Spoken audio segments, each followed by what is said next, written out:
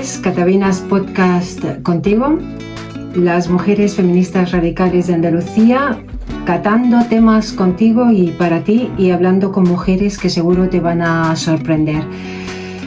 Al fin iniciamos como prometimos nuestro camino haciendo nuestros podcasts y hoy lo hacemos con invitadas.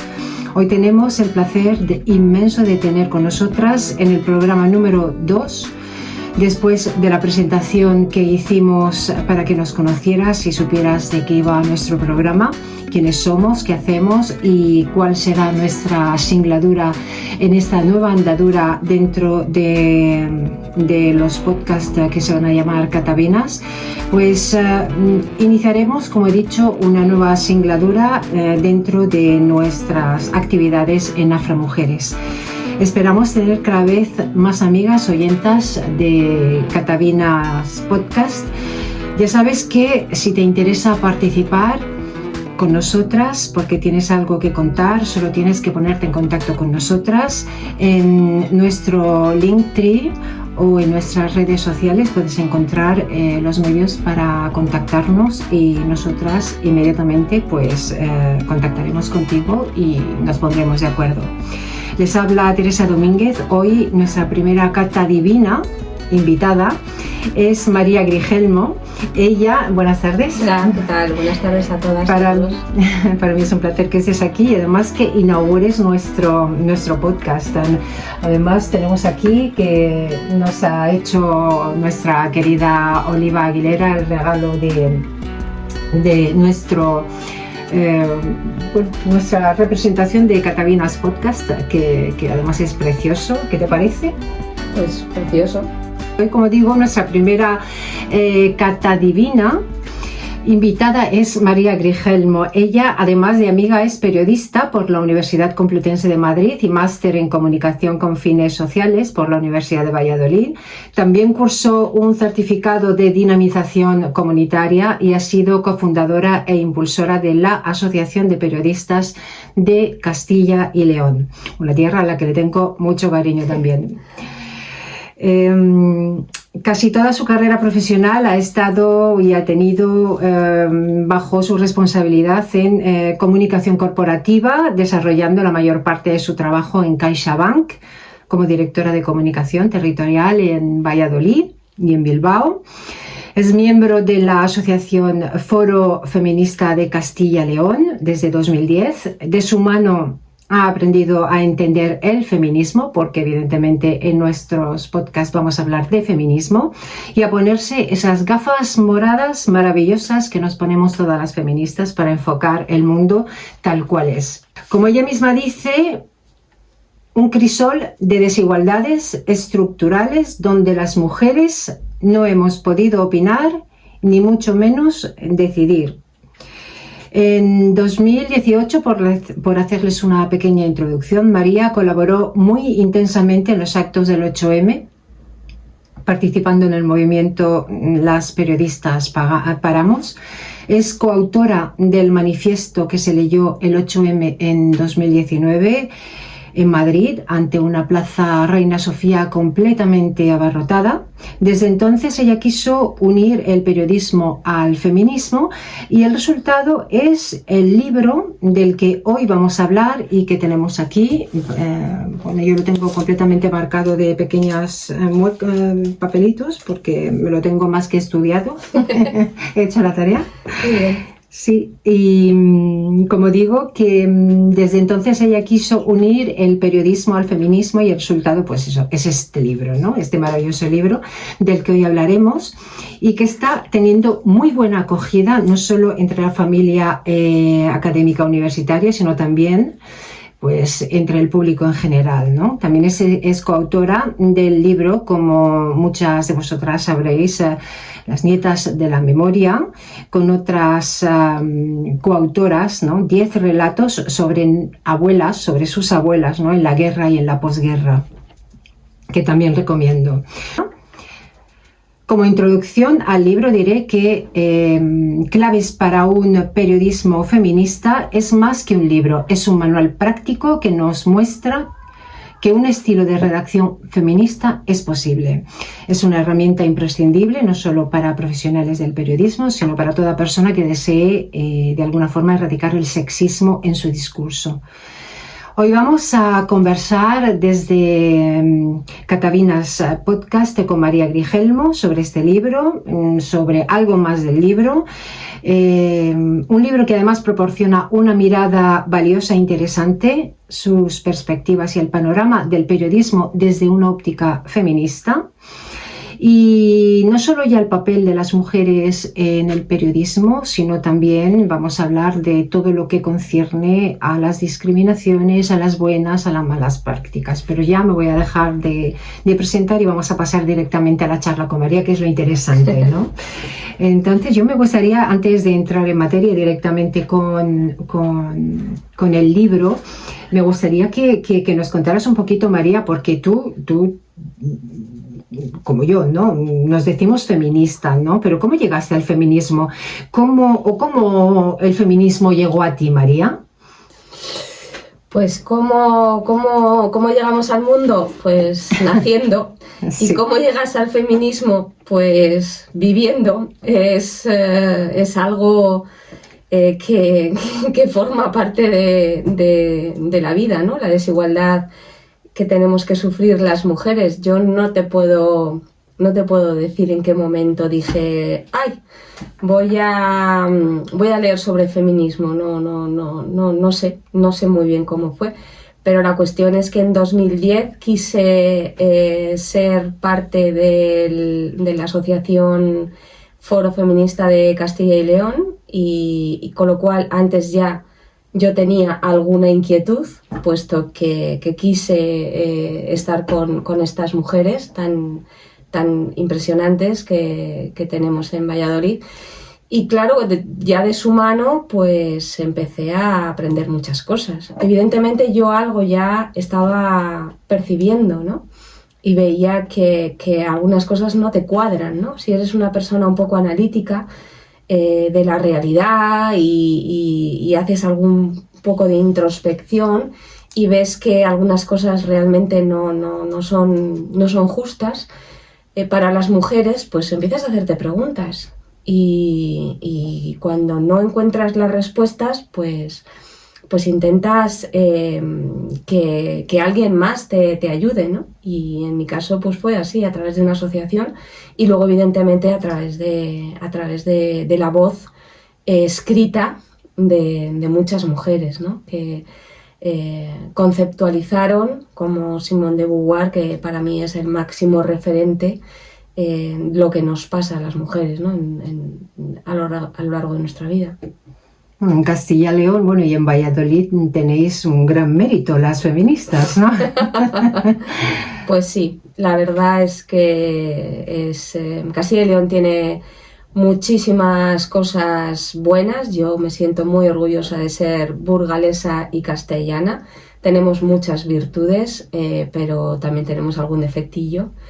Y bueno, pues parece que en el gobierno de Castilla y León se nos han colado algunos miembros ultraderechistas que quieren imponer sus criterios y algunas cosas pues evidentemente se están haciendo de una manera que a mí personalmente no me gusta. Pero bueno, siempre los castellanos hemos sido muy, muy luchadores, muy combativos. Y más pronto que tarde yo creo que volveremos a recuperar el control. ¿Cómo convencerías a alguien que escribe que puede hacerlo de otra manera? ¿De qué forma le convencerías para que leyera tu libro, evidentemente, con el fin de intentar realzar y realizar un periodismo feminista? Claro, es que... ¿Cómo lo convencerías? Porque claro, tenemos la palabra feminista que es casi un tabú. Es un sacrilegio, sí. Poner esa palabra en el titular de un Ha sido libro. Valiente, sí. Sí, pero bueno, las feministas, otra cosa no, pero valientes lo somos porque nos dan por todos los lados. Pues ¿cómo le convencería? Bueno, a los periodistas nos enseñan desde primero de carrera que hay que hacerse muchas preguntas muchas preguntas, hay que hacerse muchas preguntas porque es la manera correcta de analizar la realidad. Entonces, mi sugerencia para estos posibles o estas posibles periodistas que puedan estar escuchando es que nunca nos quedemos con la primera versión de los hechos, intentemos siempre cuestionar todo lo que se nos ha dicho y buscar nuestras propias respuestas, ¿no? Si realmente esto lo hacemos bien, nos vamos a encontrar con muchas otras preguntas, porque vamos a empezar a ver que las respuestas que nos han dado desde siempre no cuadran con la realidad. Y bueno, pues el camino correcto sería empezar a buscar esas respuestas en figuras feministas como todas las que nos han precedido, ¿no? Y a nosotras nos han educado. Hay que hacerse preguntas y una buena manera de hacérselas pues podría ser este libro que tiene más de 300. Claro, hay muchos libros que conceptualizan y que hablan de feminismo porque tratan sobre feminismo en el sentido general del tema, ¿no? Pero en tu caso estamos hablando de un ensayo para ayudar a escribir de una forma específica, igualitaria. ¿No hubiera sido más fácil que lo titularas de otra manera? No. Tenemos que atrevernos, ¿verdad? No sé, realmente no. A ver, sería un poco absurdo si todo el libro va de feminismo que evitáramos esa palabra en el titular. Realmente reivindico el feminismo, me parece que es una teoría política y social justa, muy justa, que a mí personalmente me ha dado unas herramientas poderosísimas para poder enfrentarme con las dificultades de la vida. ¿Cómo voy a esconder una palabra que tanto me ha dado? Primero le dedicas un buen espacio a lo que dice la ley respecto a la igualdad como condición indispensable para el pleno disfrute de los derechos humanos. ¿A qué te refieres? Hace no mucho escuché a una mujer, pero no recuerdo quién era, que decía que la ley de igualdad de género era la única ley orgánica que no se estaba cumpliendo. Tenemos un montón de leyes, o sea, para quienes crean que esto del feminismo es algo que unas cuantas mujeres defendemos sin mucho criterio, he querido poner por delante y además poner por delante en los primeros capítulos del libro toda la batería de leyes, desde las internacionales, desde Europa, las nacionales, que vindican la necesidad de buscar caminos para que las mujeres tengan las mismas oportunidades reales que los hombres a lo largo de la vida, ¿no? Y si hay tantas leyes, hay una realidad, y es que hay una desigualdad. Entonces es tan evidente que negar la evidencia es absurdo, ¿no? Las leyes nos demuestran que todos los gobiernos democráticos, occidentales, han visto que eso hay que corregirlo, ¿no? Bueno, y no solo occidentales, porque mi última columna de las elecciones existe una ley contra la violencia de género, y es de un año anterior a la nuestra, o sea que no solo son los países occidentales, ¿no? O sea, una vez que infinito. Sí. Una cosa es la teoría, está la ley, otra cosa luego es la práctica de la igualdad, porque claro, hay muchas personas, especialmente muchos hombres, algunas mujeres, que con tener la ley ya se creen que exacto, estamos en igualdad y ya no hay más nada que hacer, pero no.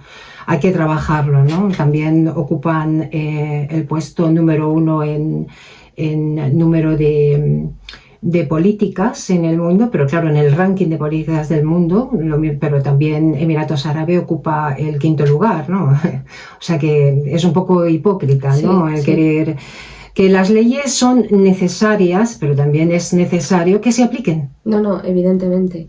Si todas las leyes que aparecen en este libro, que no sé si son todas las que nos pueden afectar a los españoles, pero hay unas cuantas, se cumplieran, realmente nuestra sociedad estaría muchísimo más avanzada en términos de igualdad.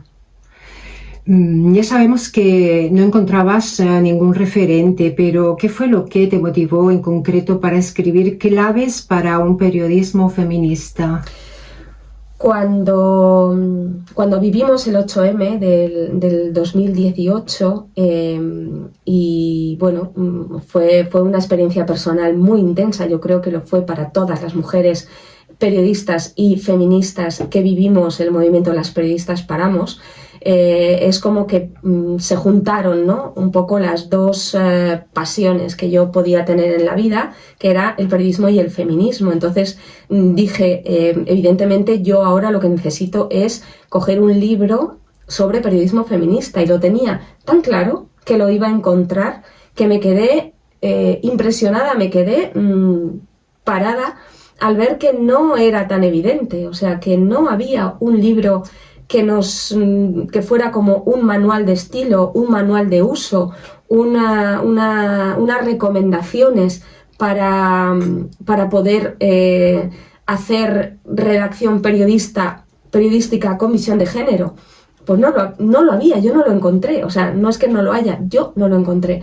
Hay muchos libros que hablan sobre cómo tenemos que redactar y hablar los periodistas, las periodistas, sobre violencia de género. Sobre esto hay muchos y muy buenos libros, por eso tampoco en el mío lo quise abundar mucho, porque realmente hay cosas que están muy bien, muy estudiadas, con mucha profundidad y muy buenas recomendaciones, pero que es que la realidad quizás lo peor, ¿no?, es la punta del iceberg, ¿no?, para la desigualdad de las mujeres, ¿no?, la violencia y los asesinatos machistas, ¿no?, es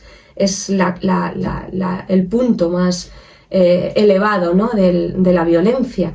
Pero es que luego tenemos toda una base, ¿no?, hasta el suelo, ¿no? Y absolutamente todas las noticias, todas las secciones de un periódico tendrían que estar atravesadas por esa visión y ese enfoque de género, ¿no? Y todos los periodistas y todas las periodistas deberían conocer ese enfoque para poder hacerse las preguntas adecuadas. Porque digamos lo que digamos, tratemos de lo que tratemos, el hecho en sí que vayamos a contar, siempre vamos a ver que las mujeres en ese hecho, en ese acontecimiento, están en peor situación. Están en una situación de desigualdad, sea lo que sea. Por lo tanto, siempre vamos a tener que decir, y aquí las mujeres cómo lo han vivido. Porque lo vamos a vivir peor, seguro, ¿no?, si es un suceso negativo. Han cambiado mucho las cosas desde aquel Nosotras Paramos. ¿Nos puedes contar un poco el origen del manifiesto de las comunicadoras 8M, que fue muy importante, el movimiento que dio origen?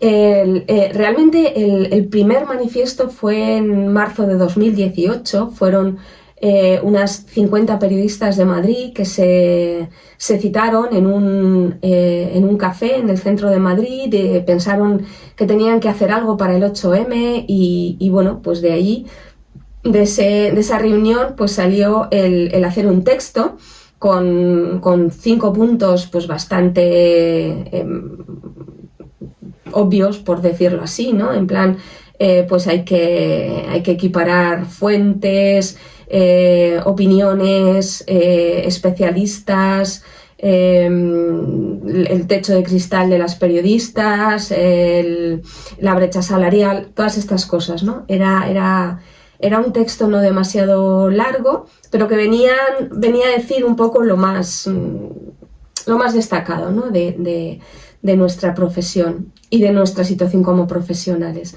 Y eso, bueno, pues se lanzó a las redes y tuvo una respuesta que yo creo que ni ellas pudieron soñar.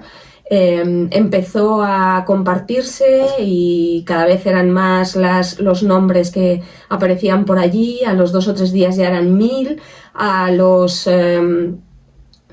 la semana eran 5000, llegaron a recoger 7000 nombres de mujeres periodistas que se adherían a ese manifiesto.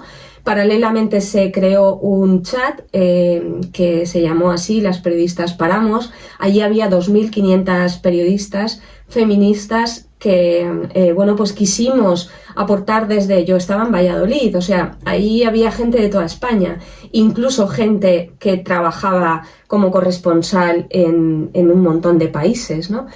Fue muy, muy, muy emocionante ver cómo todo el mundo ponía a la mano de todas las demás los recursos que tenían, ¿no? Las corresponsales decían, pues yo pues esta nota de prensa la puedo mandar pues a los medios de Inglaterra, pues yo estoy en Nueva York, pues yo lo mando a Estados Unidos, pues yo estoy en Francia, pues se lo doy a mis compañeros corresponsales, pues yo estoy...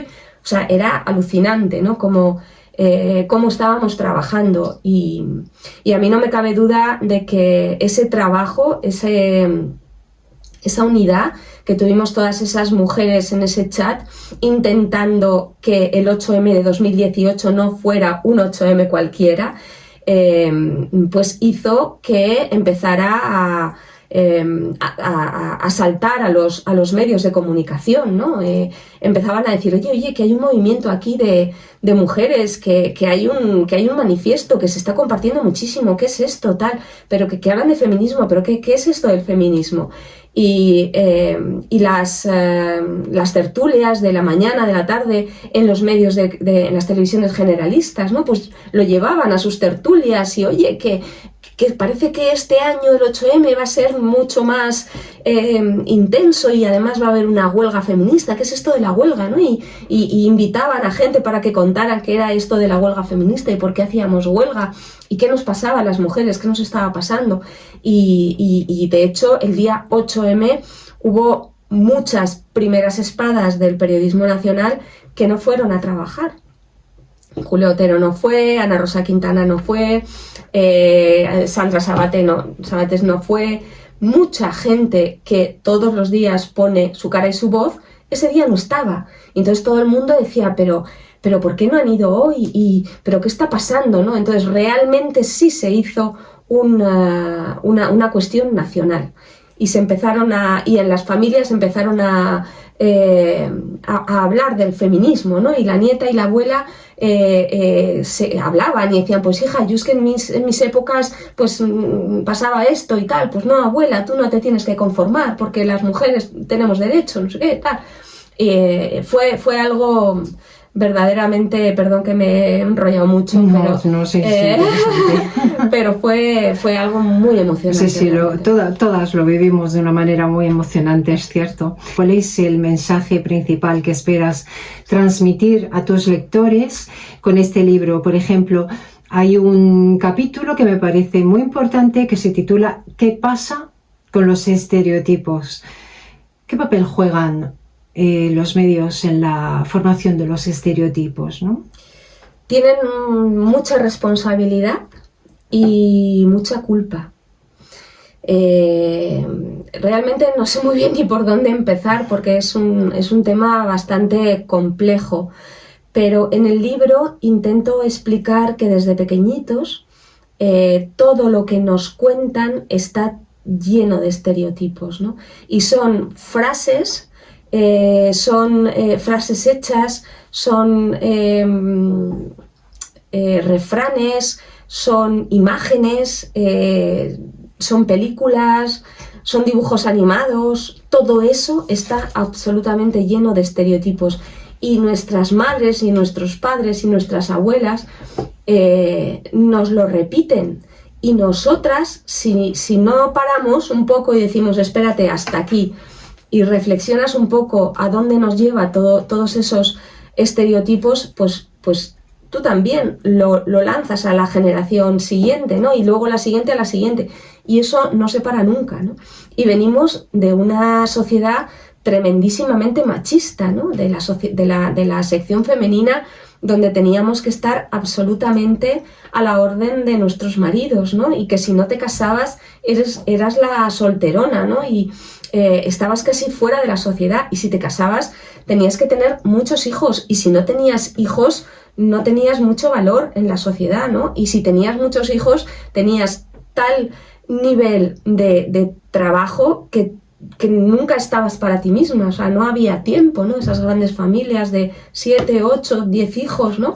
Y esas madres, madre mía, que los sacaban adelante, o sea, venimos de eso, venimos de pensamientos filosóficos absolutamente machistas, donde quedaba claro que un cerebro femenino no estaba hecho para la inteligencia, no estaba hecho para el pensamiento analítico. O sea, lo decían filósofos como Aristóteles, como Rousseau, como Schopenhauer, o sea... Sí, nos venimos incluso a la Ilustración y tampoco confiaban en el criterio de las mujeres, efectivamente. O sea, realmente sí. Esa falta de respeto, al final todo se reduce a una falta de respeto. Esa falta de respeto que nos viene de lejos, ¿no? Yo termino el libro con una frase que me gustó mucho, que es un poco como el colmo, ¿no? Pongo, en 2023 se cumplen 1592 años del concilio de Éfeso, cuando los hombres decidieron que las mujeres somos humanas y tenemos alma. Decidieron los hombres que las mujeres éramos humanas y teníamos alma. Desde ahí hasta hoy. Evidentemente es un camino que hemos recorrido, hemos conseguido muchos derechos, hemos conseguido que muchos hombres nos dejen estudiar, hemos conseguido que muchos hombres nos escuchen nuestra opinión, nuestro criterio, hemos conseguido que muchos hombres nos den la autoridad, pero todavía queda muchísimo, ¿no? Y bueno, y así vamos caminando. Y todavía hay muchísimos países donde esas mujeres todavía no son consideradas ni para estudiar, ni para votar, ni para ni para ser tenidas en cuenta como ser humano siquiera. Tú me hablabas de los estereotipos en los medios de comunicación y realmente me he ido muy lejos porque es difícil conceptualizar mucho porque realmente es complejo, ¿no? Pero al final lo que hacen los medios de comunicación es hablar por boca de hombres machistas y mujeres machistas y reproducen completamente todo lo que tienen en la cabeza que la sociedad machista les ha contado, con lo cual su educación es machista y van a reproducir todos los estereotipos habidos y por haber, con lo cual es fundamental que todos los periodistas, las periodistas tengan una formación en enfoque de género, entiendan lo que es eso, que antes de que lo rechacen, que lo fustiguen, que intenten entenderlo, ¿no? Generalmente los periodistas somos gente abierta, que bueno, nos gusta leer un poco de todo, picotear un poco de todo, ¿no? Dicen que somos océanos de conocimiento de 1 centímetro de profundidad, ¿no? Pues eso, queremos saber un poco de todo, pues también intenta enterarte un poco de lo que es el feminismo, de qué habla, de lo que es un enfoque de género, ¿no? Porque a lo mejor te puede sorprender, ¿no? Y tus mismos estereotipos y tus prejuicios que tienes ahí con esta palabra, pues a lo mejor los destruyes y te das cuenta de qué estamos hablando cuando hablamos de feminismo, ¿no? Esto me lleva, como inicias en el capítulo 7, a una frase de Juana Gallego del 2002, que es exactamente coincidente con una frase que dice la magistrada Lucía Avilés, referida a la justicia, porque esto no solo se da en el periodismo, claro, y es que los medios de comunicación tienen género y es masculino. Así también sucede con la justicia, ¿no? Y voy directamente al tema del periodismo machista. Cuéntanos cuáles son las barreras para incorporar el discurso informativo feminista, por ejemplo, los titulares, ¿quiénes son los que finalmente permiten que, porque claro, tenemos titulares machistas, malos estilos, hablas de los duales, etcétera, etcétera, ¿no? Hay muchos errores que yo creo que se trata más en concreto, o sea, todo lo que tiene que ver con el lenguaje lo tratamos en el capítulo del lenguaje inclusivo, pero claro, un periodismo machista va mucho más allá, ¿no? Es la mirada machista y es la falta de mirada feminista, son las dos cosas y no es lo mismo. O sea, es que tú partas de la base de que hay una desigualdad estructural de partida, y entonces todo aquello que vayas a contar incorpores esa separación, ¿no? De las niñas por un lado, de los niños por otro, de lo que les cuentan a unas, de lo que les cuentan a otros, y que eso va, esa columna, ¿no? Esa doble columna se va manteniendo a lo largo de la vida de una persona, ¿no? Sea un hombre o sea una mujer. Entonces, pues lo que estábamos diciendo antes, o sea, si un hombre no se educa en género, no va a ver a las mujeres, directamente no las va a ver, porque a él le han educado la mirada para que solo vea otros hombres, para que se sienta identificado con su colectivo, que es el de los hombres, es el colectivo que manda, es el colectivo que tiene la autoridad. Y es el colectivo que toma las decisiones importantes, y luego estamos las mujeres que apoyamos, colaboramos, siempre y cuando la maternidad y las responsabilidades de cuidados de padres, de hermanos, incluso de maridos nos dejen, ¿no?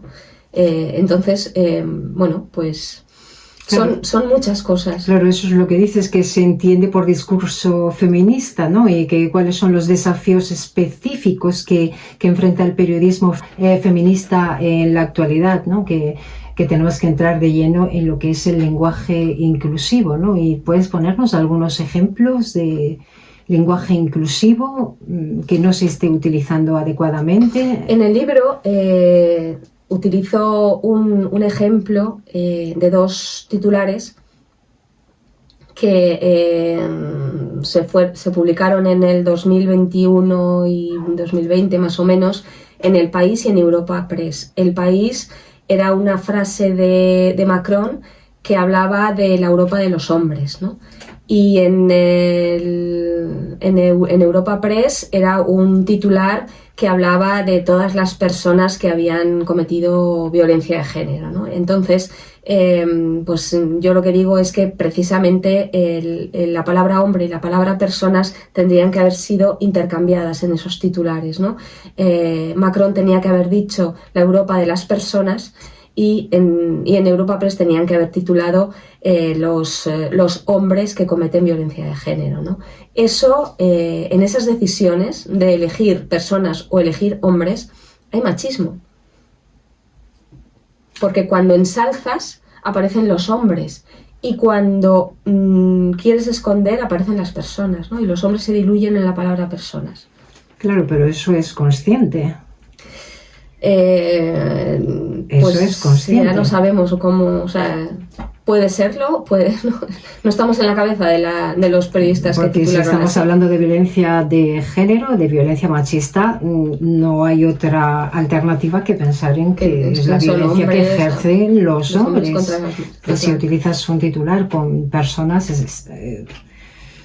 es evidente que es consciente. Sí. Dedicas un capítulo importante a la imagen en los medios, y me gustaría que nos contaras un poco más sobre cómo se ve la imagen de la mujer en el manual de estilo, las propuestas de uso de las imágenes en caso también de violencia machista referida a los agresores, tanto unos como otros, según tu opinión. ¿Qué se debe mostrar? ¿Qué no se debe mostrar? ¿Cómo se deben contar las cosas? Vale. En las noticias sobre violencia de género, que como repito, yo creo que es el tema que mejor se ha estudiado y analizado y abordado, y hay más personas, más mujeres, la mayoría, que han escrito sobre esto, Voy a poner un ejemplo. Si estamos hablando de, por ejemplo, 4 mujeres han sido asesinadas por violencia machista en el pasado mes de abril. Podemos poner 2 clases de imágenes. Podemos poner una imagen donde esté una mujer tapándose la cara, llorando, hundida, o podemos poner la imagen de una manifestación de todas las mujeres haciendo así, diciendo esta es la lucha de las mujeres. Es muy diferente si pones una imagen o pones otra. Es muy diferente. El juego de luces, los colores, las angulaciones de cámaras también influyen, ¿no? ¿Nos puedes explicar un poco dónde se ven esos sesgos sexistas? Sí, bueno, yo no soy ninguna especialista en el tema de la imagen. He leído cosas y las cosas que me han parecido interesantes un poco para apuntar como ejemplo. En general, todo este libro, mi objetivo es inducir a la reflexión. O sea, no pretendo que aquí esté el todo, porque evidentemente eso es imposible. Pero sí abrir preguntas en el cerebro, ¿no? Y decir, pues mira, es que resulta que aquí hay todo un mundo por descubrir. Y el tema de la imagen es todo un mundo por descubrir. Yo pongo unas pinceladas, ¿no? Para que quien quiera y le interese, ¿no? Se sienta con curiosidad y tal, le despierte curiosidad, pues vaya y lea más cosas. Y pongo, bueno, pues eso, algunas cosas que a mí me llamaron mucho la atención sobre, por ejemplo, el lenguaje audiovisual, ¿no? El cómo una cámara te puede estar manipulando para que exactamente pienses de los personajes lo que el director quiere decir, ¿no? Y lo hace con las luces, con las oscuridades, con las penumbras, ¿no? Con los contraluces. Lo hace con los enfoques. A quien pone en el primer plano, que sale mucho más grande, a quien pone en el segundo plano, que sale mucho más pequeño. Lo puede hacer con los picados, de abajo arriba, con los contrapicados. O sea, un picado hace a la persona mucho más importante, un contrapicado mucho más pequeña, porque va de arriba a abajo. Todo eso es lenguaje audiovisual y todo eso puede manipular nuestra percepción sobre el papel que en esa historia está jugando un hombre o está jugando una mujer, ¿no? El que, pues no lo sé, yo me acuerdo que me hizo mucha gracia una película que vi una vez donde estaban en el edificio donde ella trabajaba y de repente hay como un incendio o algo pasa y tal. Y él había ido a visitarla a su trabajo. Entonces, en el momento en que ya tienen que salir corriendo, ¿qué es lo que ocurre? Pues que él le da la mano y es él el que tira por el edificio. Cuando el edificio, quien conoce ese edificio era la mujer, ¿no? Pero evidentemente es él el que le coge la mano y salen corriendo y es él el que va tomando las decisiones para salvar la vida de los dos, ¿no? Sería muy difícil ver a una mujer que le coge la mano a él y que le guía, que sería lo lógico y normal, porque quien sabe y quien conoce ese edificio, en ese caso de esa película, era ella, ¿no? Claro, yo me partía de la risa. Sobre el impacto social, ¿cuál crees que es el papel del periodismo feminista en la creación de los cambios sociales y culturales?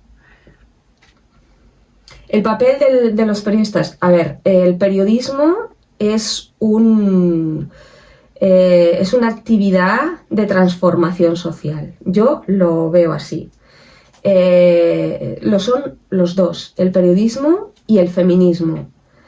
Deben transformar la sociedad y la deben mejorar, porque eso es uno de sus fines, eso es uno de sus visiones, creo yo. Vaya, o sea, cada uno atiende a objetivos específicos diferentes, pero al final el fin es mejorar la sociedad en la que vivimos, ¿no? El feminismo se ocupa de las desigualdades que afectan a las mujeres y el periodismo se ocupa de todo lo que tiene que ver con los conflictos de intereses, con los poderes económicos, con los poderes políticos, y siempre hemos dicho que el periodismo es el cuarto poder, ¿no? El que se supone que tiene que de alguna manera controlar a los otros tres, ¿no? Y un poder que si no existe, no, o sea, es directamente proporcional a la existencia o no de una democracia. Si un país se supone que tiene los tres poderes, pero no hay libertad de expresión, ese país no tiene democracia. Por tanto, el periodismo lo que tiene que hacer es siempre estar ojo a visor a ver dónde están los excesos, ¿no?, del poder. ¿El periodismo feminista tú crees que ha tenido ya algún tipo de impacto tangible en la sociedad? ¿El feminismo? El periodismo feminista. El periodismo feminista. Eso sería algo que habría que analizar, ¿no? No tengo yo te puedo dar mi opinión, que puede ser válida o puede no serlo, pero claro, habría que analizar muchas cosas.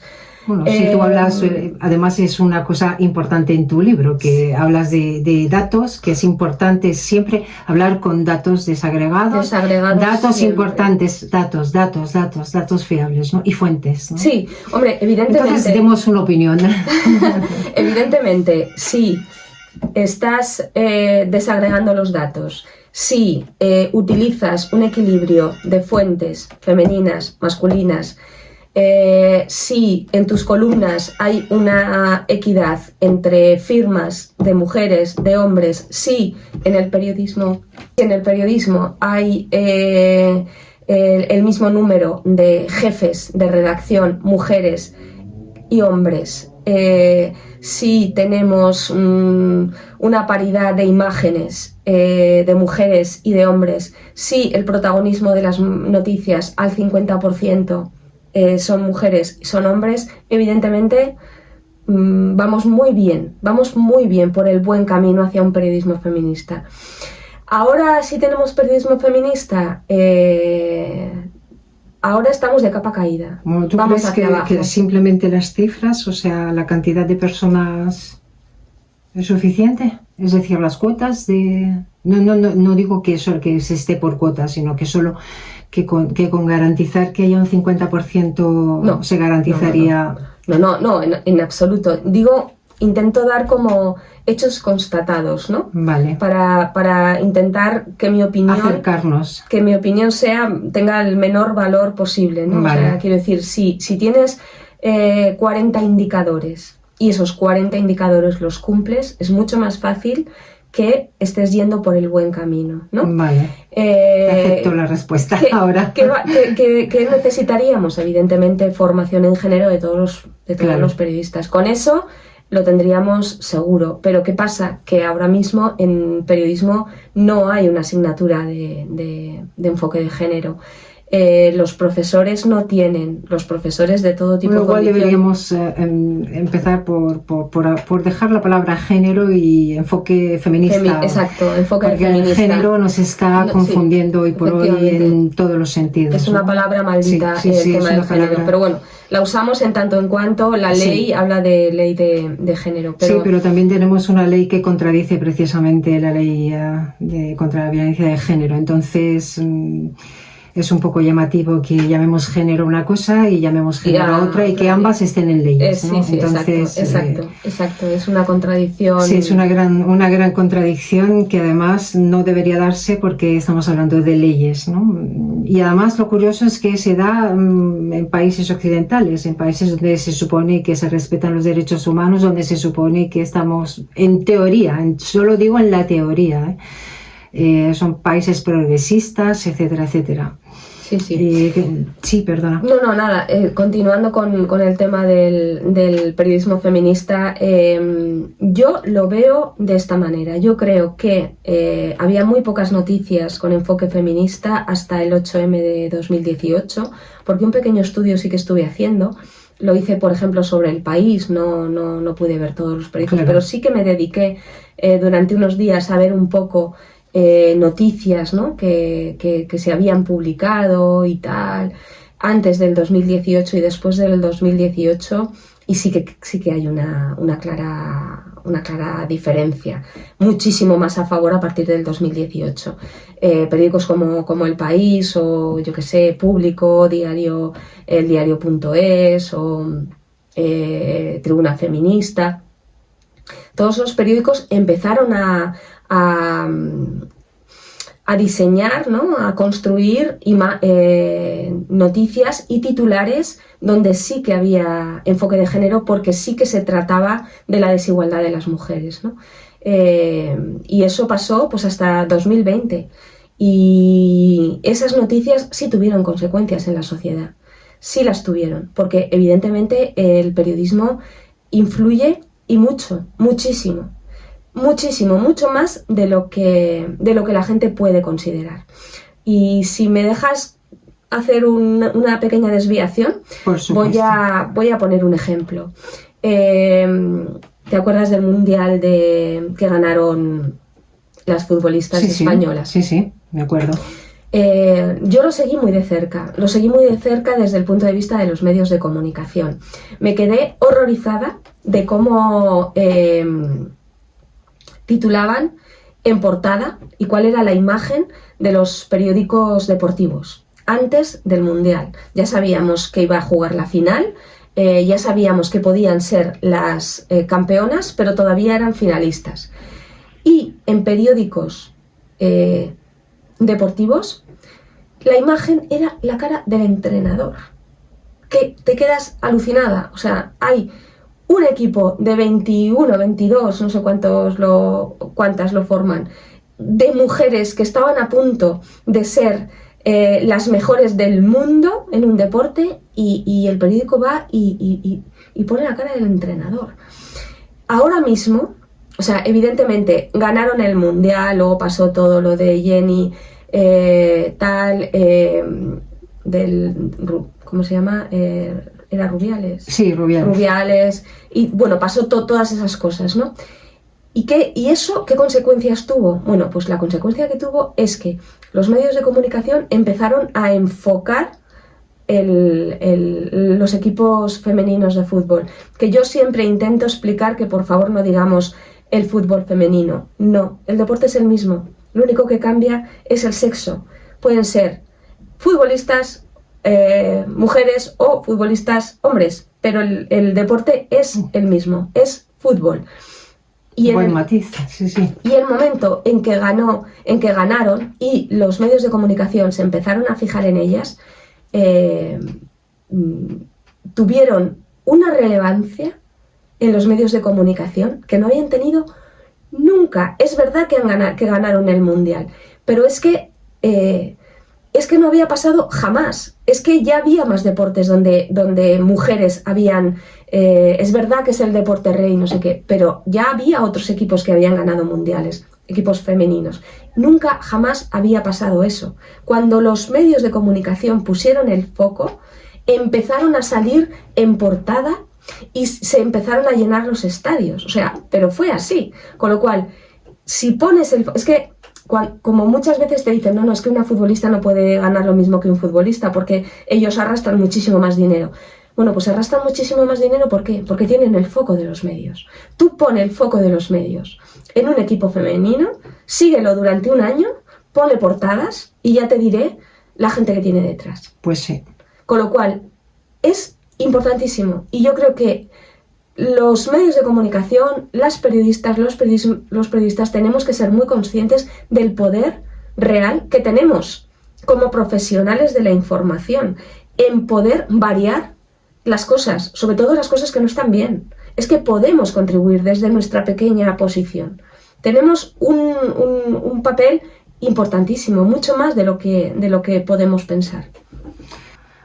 Bueno, ya ha tenido que suceder una triste desgracia para que luego sea... Que también los medios en ese caso estuvieron un poquito cobardes, por no decir mucho cobarde, ¿no? Muchísimo. Para llamar las cosas y por los futbolistas, ¿no? Especialmente los varones, futbolistas. ni te cuento. Sí. Nadie salió. Luego también tenemos que tener en cuenta que las redes sociales no callan. Entonces, hoy por hoy, cualquier titular, cualquier noticia, de momento salta a la palestra y salta a las noticias y salta en televisión. Y de momento hemos podido ver como un cartel que hacía pues apología de la pederastia, de momento a vuelta de 24 horas ha sido eliminado, ¿no? Entonces, pues sí que... Hombre, hay cosas que sí que conseguimos, sí. Sí se consigue porque las personas están pendientes y sobre todo las mujeres están muy pendientes de los titulares machistas, pero seguimos teniendo evidentemente mucho que mejorar en ese terreno, ¿no? Tienes una sección de recomendaciones prácticas para periodistas, hablas de distintas secciones con datos desagregados, las preguntas que debemos hacernos, los datos que debemos tener en cuenta, como comentábamos antes, algunos ejes. ¿Qué recomendaciones prácticas le darías a periodistas o escritores columnistas, a personas que se dediquen, que estén estudiando, que deseen incorporar con una perspectiva feminista en su trabajo? ¿Qué consejo les darías? Hombre, es que me lo pones muy fácil. Sí, claro, es que tenemos que hacer un poquito, que lean el libro. Que lean el libro lo primero, pero, sí. Pero realmente... porque esto más que un libro es un manual al uso. Es un manual de consulta. Es un manual de consulta. Porque yo de vez en cuando también lo tengo que consultar, que el hecho de haberlo escrito no significa que me lo sepa. Tiene muchísimos datos y es... Pero realmente para acercarte a una realidad tienes que abrir el foco, y para abrir el foco lo que tienes que hacer es hacerte muchas preguntas, y a medida que te vas haciendo preguntas salen otras preguntas, ¿no? Y eso hace que todavía te acerques más, y cuando te vas acercando, entonces es cuando realmente te das cuenta de si has recopilado mucha información y muchos datos, te empiezas a dar cuenta de que detrás de todo eso hay una desigualdad, porque las mismas personas no viven los acontecimientos de la misma manera, ¿no? O sea, puede estar cruzado por la renta, ¿no? Y lo mal que lo puedes pasar si tienes problemas económicos, lo puedes pasar mal si tienes problemas de salud, lo puedes pasar mal si tienes problemas de raza, ¿no? Y lo puedes pasar mal si eres una mujer. Entonces, que realmente todo eso tienes que analizarlo cuando estás realizando, o sea, cuando estás analizando y elaborando una información. ¿Tú crees que hay un periodismo escrito por mujeres y un periodismo escrito por hombres, o hay un periodismo feminista y un periodismo mal escrito? Hay un periodismo machista y hay un periodismo feminista, eso no cabe ninguna duda, y si te lees el libro ya te queda meridianamente claro. Pero sí te voy a decir una cosa, y lo decía Almudena, es corresponsal de Televisión Española, que ahora está precisamente en Oriente Medio. Ariza. Almudena Ariza, que le mando un beso. Ella lo contaba, ¿no? en una conferencia que dio. Se reunían todos los corresponsales y ellos estaban interesadísimos en el calibre del arma que habían utilizado, ¿no? Los soldados y no sé qué, y las armas que estaban, y los tanques y no sé qué, y el rifirrafe y tal. Y las mujeres, nosotras, buscamos una historia que contar. Nuestra mirada es mucho más social, de partida, por cómo nos han educado. Efectivamente. Entonces, si tienes a más mujeres en una redacción, no necesariamente el periodismo va a ser más igualitario, ¿no? Pero sí es verdad que ellas se van a enfocar más en los asuntos sociales, en lo que les pasa a las personas. Y quizá por ahí puedan encontrar antes la vía de hablar de la desigualdad estructural de las mujeres. Eso sí es verdad. ¿Cómo visualizas, María, el futuro del periodismo? ¿Hay tendencias o cambios que anticipes de la industria? ¿Lo ves con posibilidades de alcanzar las claves del periodismo sin sesgo? del periodismo feminista que tanto anhelamos? Yo veo que esto va muy poquito a poco. Muy poquito a poco. Esto es como la erosión, ¿no? Que tú ves el cañón del Colorado y te parece increíble que solo haya podido hacer un río, ¿no? Yo lo veo un poco así. O sea, ahora mismo estábamos hablando de fútbol. Probablemente nunca más, cuando un equipo femenino vaya a un mundial, los medios especializados pongan la cara de un entrenador, por ejemplo. Eso es una pequeña victoria. Y eso nunca va a volver otra vez a pasar, creo yo. Hay pequeñas cosas, pequeñitas batallitas, que llegan y se van quedando. Y así, poco a poco, vamos mejorando. Pero luego, pues tú sabes, tenemos unos contrapoderes muy poderosos, tenemos muchos poderes económicos que creen que el feminismo no les beneficia, y siempre están enfrente, con lo cual, pues bueno, sabemos que es 2 pasitos para adelante, 1 para atrás, 1 pasito para adelante, 2 para atrás. Pero al final vamos erosionando. Ese machismo a base de pelear y pelear, lo vamos erosionando, y en el periodismo también. Pero es lento. Bueno, pero eres optimista. Yo creo que la historia nos da la razón. O sea, desde que decidieron que las mujeres teníamos alma, han pasado muchas cosas. Claro, es que es... ¡Qué paciencia! ¿Desde dónde nos situamos? ¿Desde dónde nos situamos? ¿Cómo? Pues ¿Desde dónde? Sí, no podemos situarnos, es que desde dónde nos situamos, efectivamente. Ni siquiera nos podemos situar en la Ilustración, porque ahí fue cuando pedimos nuestros derechos de ciudadanas y acabamos sin cabeza, así que no sé. Claro, o 100 años, cuando las mujeres casi, prácticamente en el siglo XX, al comienzo del siglo XX, las mujeres pocas sabíamos leer. Bueno, yo no había nacido, pero las mujeres apenas sabían leer y las 4 reglas, porque rápidamente las ponían a hacer otras cosas, ¿no? Y ahora las universidades están llenas de mujeres. Bueno, pues cogemos esos 100 años y decimos, hombre, pues menudo cambio, ¿no? Si cogemos los últimos 20, pues también vamos a ver cosas positivas. Y al final yo creo que sí vamos avanzando. Lo que pasa es que a veces la lucha es dura, ¿no? Y te dan ganas de tirar la toalla y decir, esto es horrible. Pero esto es horrible porque estamos muy focalizados en el hoy. Pero de verdad que si nos elevamos un poco, si elevamos el foco, yo creo que sí que vamos avanzando. Pues yo soy de la opinión contraria. Si elevamos el foco, yo creo que vamos muy lentas en el sentido de que son muchos milenios de patriarcado y yo creo que avanzamos muy lentas porque no nos dejan otra, eso está clarísimo, ¿no? Y evidentemente vivimos en un planeta en el que todavía hay muchas mujeres que no tienen, bueno, es como dice Amelia Valcárcel, ¿no? No podemos hablar de olas de feminismo cuando a lo mejor de estar en la 4ª ola de feminismo cuando hay países que no están ni siquiera en la primera ola, ¿no? Entonces, bueno, pues entre lo pesimista y lo optimista tenemos que seguir luchando y no jugar a medias tintas.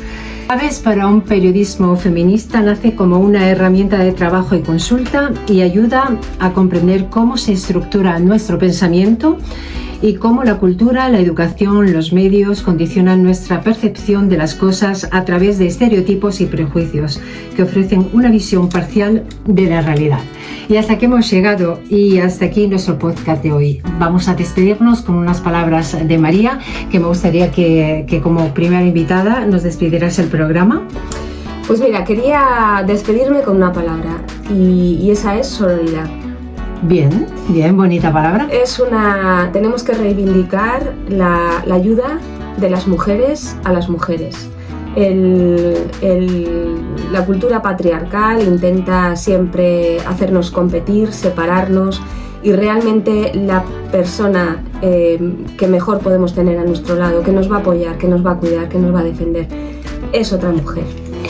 Así que, por favor, defendamos a las mujeres y cuidemos a las mujeres, a todas las mujeres, y una cosa muy importante.